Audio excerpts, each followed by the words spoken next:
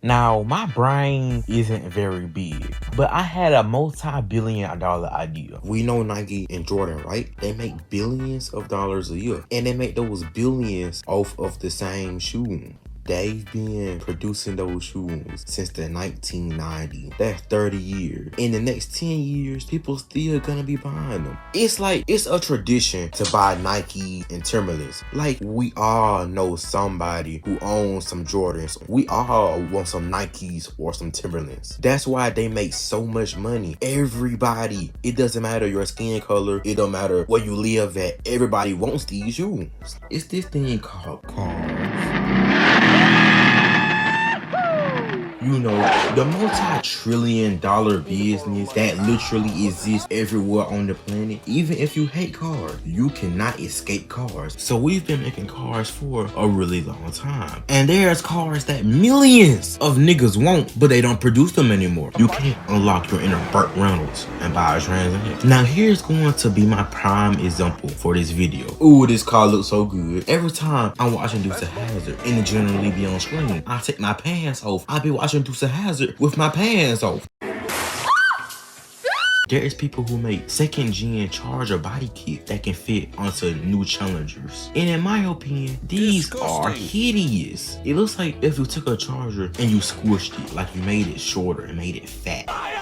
We all know the Charger Challenger platform that Dodge used from 2006 to 2023. So that's considered old technology. But there's still millions of people who own these cars and they love them. So Dodge can keep on making the new abominations that they made last year. And then all Dodge gotta do is bring back the old Challenger platform, put the old Charger body panels on there, and then bada boom, bada bang, multi-billion-dollar idea. I'm not saying make them look like the old cars. I'm talking about a one-to-one replica. I want the interior of the new Charger. Well, not the brand new Chargers. Disgusting. But I want the interior of the new Charger and take the exterior of the old Chargers. That's what the people want, Dodge. Take notes, fam. Take notes. And when Dodge do this, they have no reason to stop producing it. It's gonna do well. If there's people out there who is buying these new EV Chargers, people will eat up this new old Charger. Especially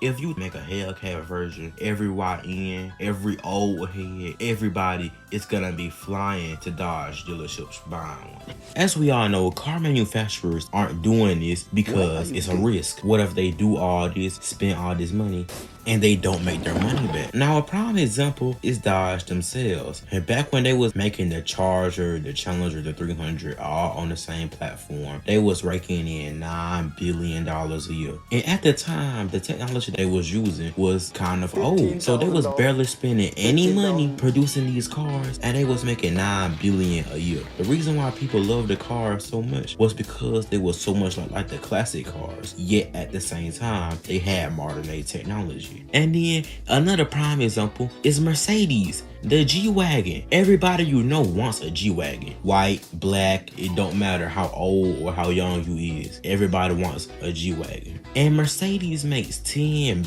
billion a year off of this. It's not like they just now started making all this money. Ever since the 2000s when luxury SUVs took off, like the Escalade and stuff, ever since then, the G-Wagon been making billions of dollars a year. Even before then, back in the 1970s when the G-Wagon first came out, it was a well-known vehicle. In conclusion, to all the car manufacturers out there, people is willing to buy the same car. You can bring back a classic car and mass produce it year after year. If it looks good and it drives good, people will buy it. And also, Zendaya looks like a dude. Subscribe, please.